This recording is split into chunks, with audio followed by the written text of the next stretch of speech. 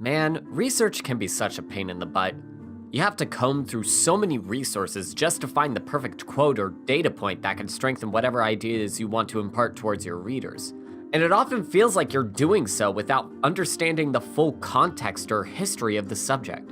It would be nice if we were able to see more writing on these subjects from when they were occurring, but there's only so far the Wayback Machine can take you.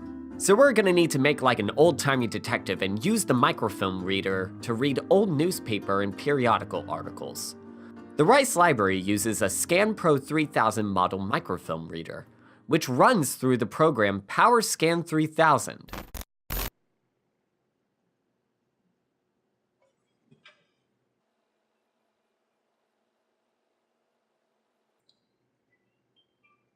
Hi, Kirsten. It's Henry. You know the name Powerscan 3000 is rad as heck, right?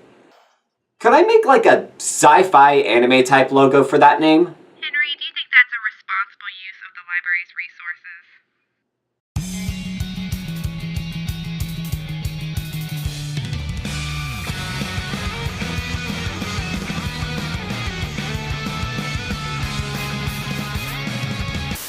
When you turn the computer on, open the program and make sure that the scanner has been switched on.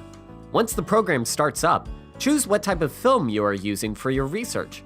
In order to load the film onto the machine, simply pull the glass tray out all the way. This will cause a diagram showing how to load the film to appear on the screen. Follow the diagram carefully and place the film into the machine, then push the glass back into place.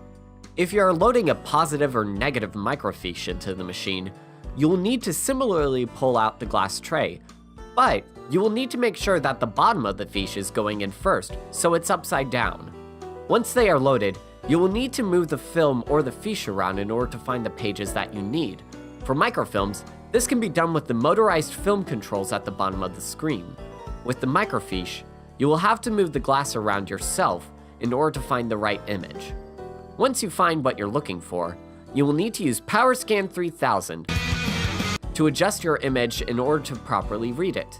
To do this, click the Adjust tab, where it will display a wide variety of tools that can help you better display the information you're looking for. Though if you don't want to stay crouched in front of this machine, you can scan the pages you have loaded into the machine to save for later. Simply press the Output tab in Powerscan 3000. If you are saving something, you will need to save the file onto a flash drive or onto the desktop, where you will have to upload the file to your preferred online storage space. In order to do this, click Save to Drive to and name your file. This allows you to save your scanned pages into a single multi-page PDF.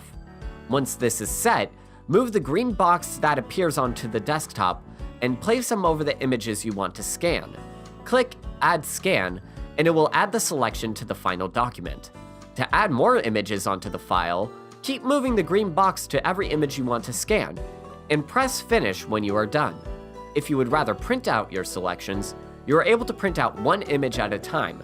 Just make the selections and instead click on printer number 1 and go to a printer station and pay and print your pages. For more info on how to use those printer stations, check this video out. Once you're all done, pull the glass on the machine towards you, double-click the rewind button on the control panel to remove microfilm, or simply pick up the microfiche. If you aren't available to use the microfilm readers, or aren't sure how to navigate Powerscan 3000, you can put in a request to the library to pull up that selection and have it scanned and sent directly to you.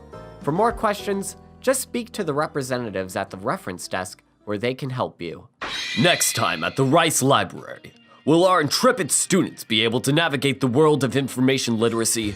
Will the person watching this video ever finish their assignment? Will Bookchan ever reveal his true feelings? Find out on the next episode of Powerscan 3000!